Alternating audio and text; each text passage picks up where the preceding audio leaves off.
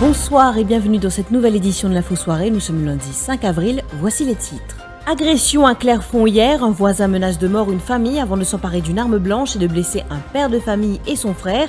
Et se sert de ses prétendues connexions familiales avec une députée pour semer la terreur. Témoignage dans cette édition. Covid-19, 2 décès à déplorer aujourd'hui, une septuagénaire atteinte de multiples comorbidités et un quinquagénaire dialysé. Politique, Paul Béranger et Rajesh Bhagwan refusent de présenter leurs excuses au speaker alors que le leader de l'opposition s'insurge contre la hausse du coût de la vie. Culture et environnement, un concours de potager, 3 prix à remporter en mai prochain pour ceux ayant la main verte. Une famille de Clairefonds numéro 1 à Vaqua dans la terreur, une dispute de voisinage se termine en agression. Un homme a poignardé 2 frères aux petites heures hier matin. L'agresseur n'aurait pas apprécié le fait que ses voisins lui demandent de baisser le volume de sa musique. Le General Walker du ministère des Infrastructures publiques s'en est alors pris à ses victimes, les blessant à l'abdomen et au bras. Le suspect, Brian Steven Tour, a été arrêté par la police. Les victimes ont-elles été admises à l'hôpital Victoria? Selon l'une des proches des victimes, on s'inquiète pour la protection des membres de leur famille.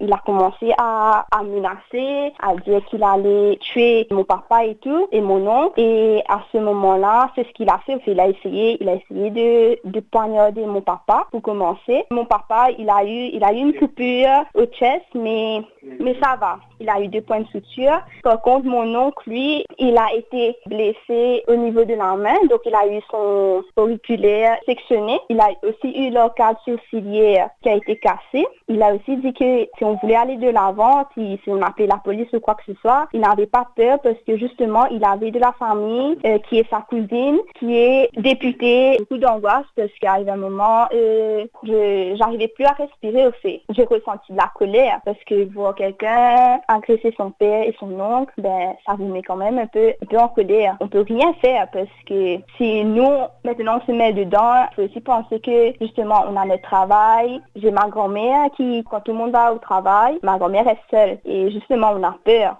Même moi, hier soir, quand je suis allée dormir, on a dû fermer partout. Même s'il fait chaud, on est obligé. On est obligé de fermer toutes les fenêtres parce qu'on a peur. Attention qu'ils rentrent dans la cour et qu'ils appellent quelqu'un pour venir nous faire du mal. Covid-19, 2 décès à déplorer ce lundi, celui d'une habitante d'eau coulée, âgée de 78 ans et qui souffrait de multiples comorbidités. Elle était admise à l'hôpital Victoria pour des soins depuis le 4 mars dernier. L'un de ses fils affirme qu'elle aurait été infectée durant son séjour dans ce centre hospitalier. Dernier jour que je suis en contact avec mon maman, c'est le 28. Après le 28, je ne peux pas sortir encore. Il y a un problème, diabète. Il y a un problème, iré. Il y a un problème, malade laitière. Plus il y a un cancer. Les gens admettent l'hôpital pour faire cancer, pour faire traitement cancer. Ce diabète, c'est stable. Ce tension, c'est OK. Et ce côté malade laitière qui est là, c'est OK. Il n'y a aucun problème là. Juste ce problème qui est cancer, là, qui tu veux opérer. Mon maman fait une sortie depuis quand 2, je fais amener Medpoint pour faire un autre test pour cardiologue avec pour côté cancer. Après, je fais une tiers depuis Medpoint, je l'ai amené quand 2. Depuis ça, après quelques jours, je finis amener Rosebell. Mais dans mon moment final, Rosebell, il a fait un test là-bas. Là, depuis à partir là-bas, qui, comment dire, ce l'état finit détérioré. Le deuxième décès est celui d'un patient dialysé testé positif à la Covid-19. Il était âgé de 68 ans. Le frère de cet habitant de Chamonix déplore le fait que la famille n'a pas été informée de cette nouvelle par les autorités. Deojit Subrati dit lui avoir appris la nouvelle d'une proche qui travaillait à l'hôpital Yenti. Mon fin apprendre que mon petit frère qui était dans la quarantaine, fin décédé. Il arrive ça un peu bonheur, en début de 10 heures. Moi, je m'étais informé, tout le temps, moi, tu peux dire, qui, depuis de la quarantaine, pas de gagner une nourriture qui tu faisais gagner, pas de gagner une médecine qui tu faisais gagner. J'ai dans ce deux garçons, et que madame, je touché dans la quarantaine. Personne pas net informé. Si moi, pas dans mon contact, moi, pas vous connais, moi aussi. C'est ça qui me trouve ça drôle, qui fait un ministère, pas informe sur une famille s'il arrive un malheur comme ça dans cette famille. Moi, tu le connais, c'est pas, qui ça n'a pas prendre sa responsabilité pour son enterrement, tout ça là, si nous gagnons droit ou bien non. Et Maurice compte à ce jour 367 cas actifs du virus. Selon le ministre de la Santé, un nouveau cas a été détecté à travers un exercice de contact tracing. Il s'agit d'un habitant de Suriname qui vivait avec un Bangladais qui a été testé positif. 117 patients considérés comme étant guéris ont été autorisés à rentrer chez eux. Les habitants de Chamarel dans le flou après que le village a été décrété zone rouge. Selon le conseiller Vishal Sisaï, plusieurs questions restent sans réponse malgré les nombreux appels aux autorités. Il souhaite savoir quels sont les arrangements de transport qui ont été faits pour les élèves qui se rendent aux examens, mais aussi pour les patients qui doivent se rendre à leur rendez-vous à l'hôpital. Il y a quelque chose qui ne fait, c'est très bien, nous remercie, mais il y a par contre qui est plus important, qui n'ont encore certainement de réponses, qui nous pas encore gagné. Par exemple, nous avons une personne malade, lundi ou mardi, je peux bien rendre à l'hôpital. Nous avons envie de connaître avec qui mesure, qui peut prendre, est-ce qu'ils ont pas envoyé un docteur à Chamarel ou une personne n'a pas gagné accès, je peux pas parler, qui m'ont pas pensé. Nous pouvons poser la question, comment pour faire pour les enfants de l'école capables à l'école pour être capable de composer l'examen. Ça aussi, nous n'avons pas encore gagné aucune réponse. Nous sommes d'accord pour mettre nous dans une zone rouge et nous sommes d'accord pour rester en quarantaine contre nous, pour nous capables de résoudre ce problème-là. Mais nous pas nous demandons de mettre nous dans une prison. Un employé de la compagnie indienne Afcons placé en auto-isolement à bord du Mauritius Troketia. Il devait poser ses valises à Galega ce matin, mais aurait demandé à s'auto-isoler après s'être senti mal. Il fait partie des employés qui se rendaient aujourd'hui sur l'île pour poursuivre la construction d'une piste d'atterrissage et d'une jetée d'approche. Parallèlement, un groupe d'Agaléens ont manifesté aujourd'hui pour protester contre l'arrivée de ces travailleurs indiens dans la crainte que la Covid-19 ne touche leurs côtes. Les manifestants demandent au gouvernement d'appliquer le même protocole que celui adopté à Rodrigue, où tous les passagers sont interdits d'accès depuis le début du confinement, selon Arnaud Poulet, président de la Voix des Agaléens. Nous déjà, actuellement, déjà, on vit la pousse, côté débarquement. Tout particulier pour un passager arménien. Il y a différents protocoles de cadre de tout manger, mais aucun passager pour des 1000 personnes d'Agaléga, parce qu'ici, nous avons une population de 350 habitants. Pour nous sécurité, nous ne sommes pas d'accord que les passagers descendent d'ailleurs, nous avons contacté dans le marin à bord, nous avons un camarade de travail, et nous avons un passager. Déjà qui est dans l'isolement, donc à 1305 de l'MV Troketia. Vous êtes manager, une cause avec le capitaine, confirmé, capitaine, oui, il est malade, mon capitaine n'est pas connu qui gagne. Qui est un docteur ici, un germain, mais ni le MV Troketia. Nous sommes d'accord, parce qu'il y a déjà docteurs qui sont à bord. Partout, frontières fermées. Robic fermé, partout fermé. Qui fait ça, les gars, qui nous laissent étrangers venir. Nous retrouvons après ces courtes pages de pub.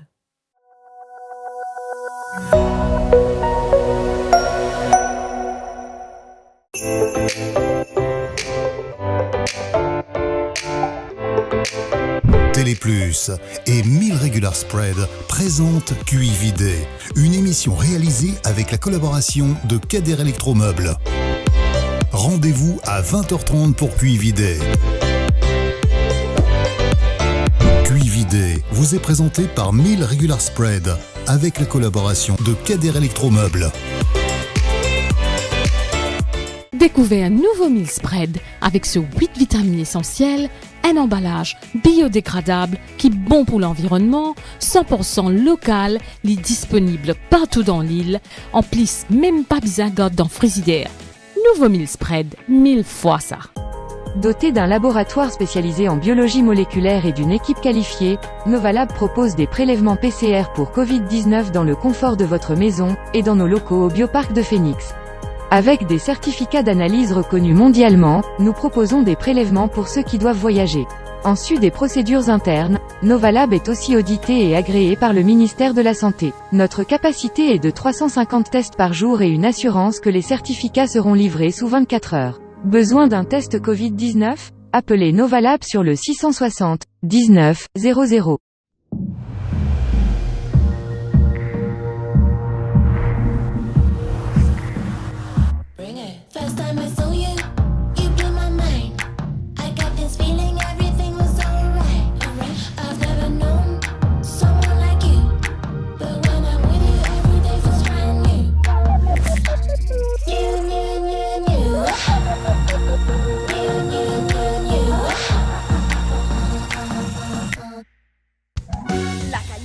Meilleur prix, c'est à côté, vous trouvez, c'est mort, facilite pour la vie. Fait ou commission et qu'un sourire, tiens ou ration, fait ou plaisir, c'est mort, l'économie dans ce c'est mort, c'est mort, c'est mort, petit prix gros l'économie. C'est mort, c'est mort, c'est mort, petit prix gros l'économie. Ou bien garder ou ban manger au frais pendant longtemps, ou bien frise ou ban snack pour business, KDR Electromeubles peut annoncer sur Lockdown Sales tous sur ban freezer. Pas hésiter, check page Facebook KDR Electromeubles pour plus de détails. Facilité de paiement par Juice, carte de crédit ou ça la livraison avec ou facilité de crédit Rogers Capital ou Sim Finance. Ou capable faire aux réservations à ce là et balance les payables après confinement. Sa promotion là, les pendant lockdown, stock limité. Pour réservation, pas oublier check page Facebook KDR Electromeubles.